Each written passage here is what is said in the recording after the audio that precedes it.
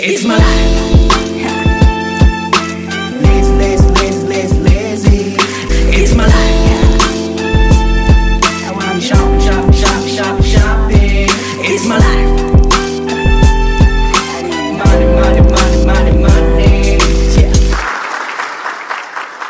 Right, what's up, worldwide family? Welcome back to the channel.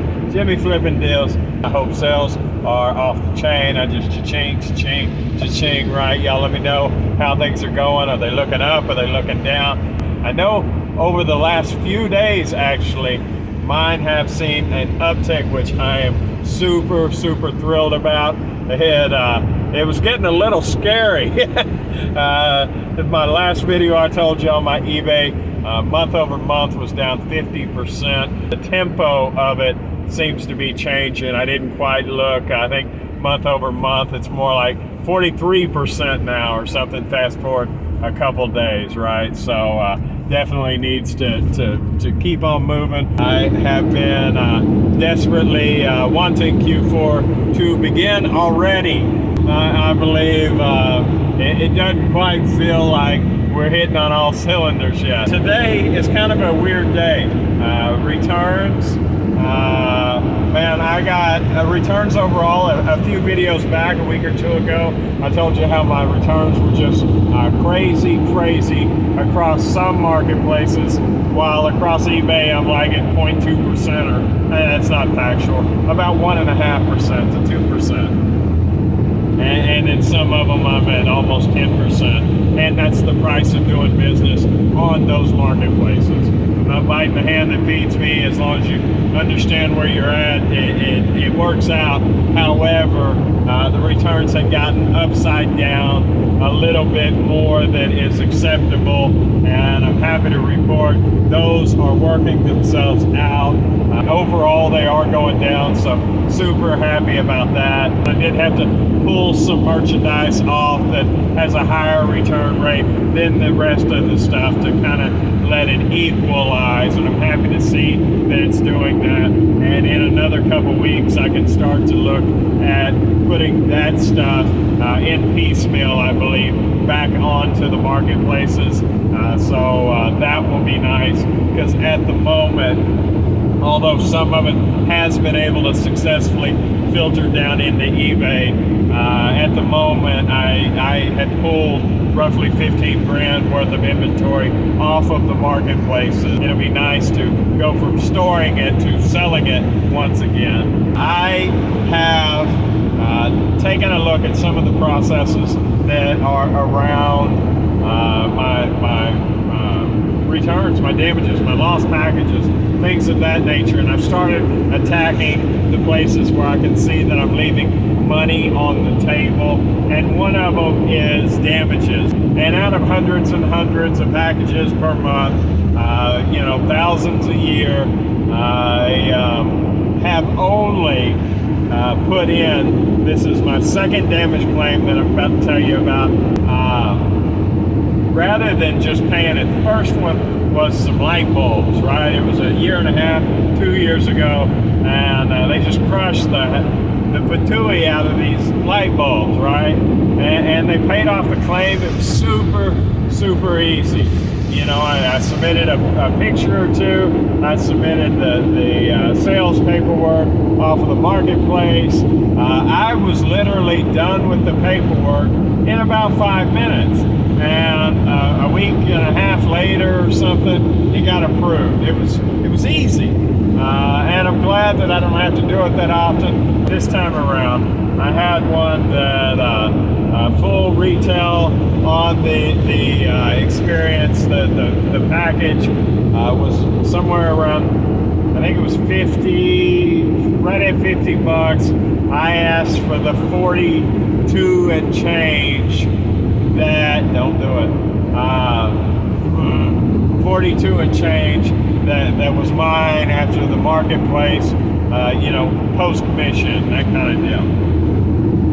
And it's under review, supposed to have a decision within 10 days. 10 days roll around, and I get a letter in the mailbox yesterday that says, in response to the claim for damaged item, and I'm paraphrasing. Please present the item and mailing container and the wrapping and packaging and any other contents along with this letter to the post office for inspection within 20 days. So I did that today, and when I got there, and this is a little frustrating on my side, right? I use boxes generally that are far superior to the priority mail, their boxes, which I think are less than 20 pounds, 20 ECT, right? 20, 26, I don't know exactly what they are, but I use the 32 as a rule, right? I don't use the 200 because of the weight, but I do use the 32 pound. I get there, when I get there and I show her the package, she says, it looks like somebody sat on it. I said, in fact, it does, right? And when she opens it up, she tells me, well, it's tight in there. There's no room in there for anything else. Like, I got this sucker immobilized within the 32 pound crush box, right? And there's no need for packing material because it's tight. And I understand the thought process of, well, if you put extra in there, if they crush it a little bit, right, then your package is okay, and you end up paying more in shipping because of the size difference. You end up paying more because of the weight. And here's my thought process behind all of it too, that if a 32 pound box is not going to stop a crush, then what is some tissue paper or bubble wrap really going to do if somebody, as she paraphrased, or as she said it, not paraphrased, as she said, looks like somebody sat on it, she said, so if you don't use any of that, they could deny your claim. And nowhere have, when I've accepted, or when I've dropped off packages, I've never seen that in any rule book. I understand that I'm supposed to, as common sense, wrap it in a way that it does not jostle, if you will. That's a word.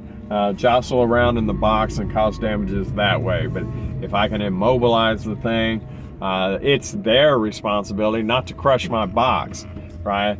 And they did. They absolutely did. And she really didn't have a lot to say when I told her, if you can crush a 32 pound box, how is some tissue paper going to save it?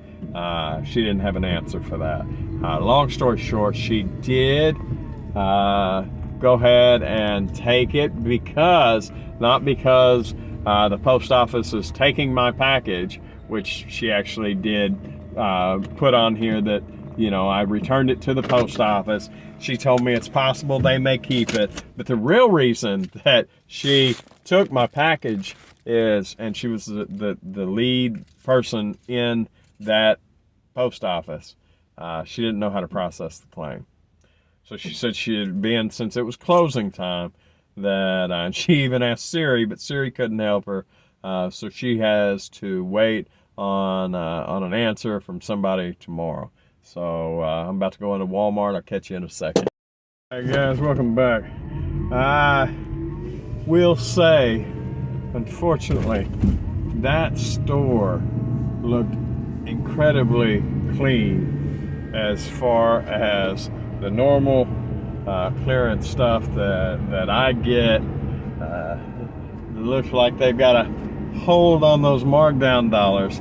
I did rather well day before yesterday. I really hit a home run at my local store, which I was not expecting, but very happy to see nonetheless. But yeah, that store looks rough. I don't know how all the other stores in the area are, but I know last year I remember that clearance freeze that they did coming into Q4 that lasted halfway into 2023. It almost seemed. I think it took every RA and made them into thrift and everything else. So I'm hoping that I don't have a repeat of that this year. Although I will say, as far as garage sales and things of that nature, which are generally, hey, are y'all with me or not?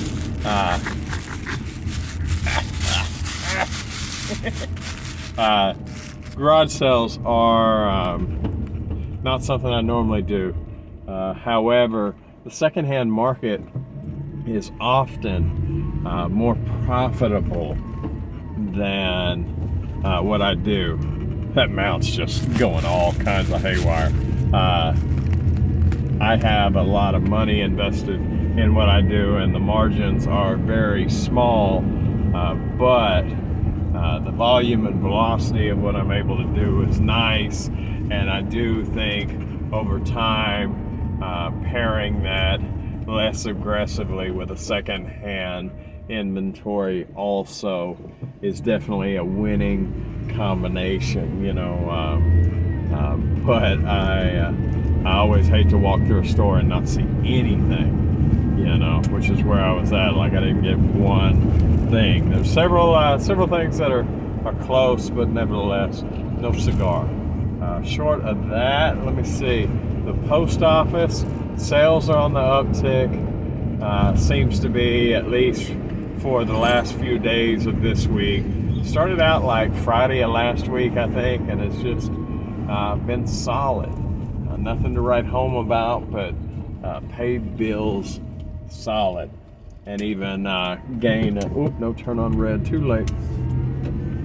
Gain a little ground that I've lost over the last couple weeks. So happy about that. The returns are just part of doing business. I am happy to see them go down. Short of that, I don't know that this is the end of the video. So I will see y'all here in a little bit, all right?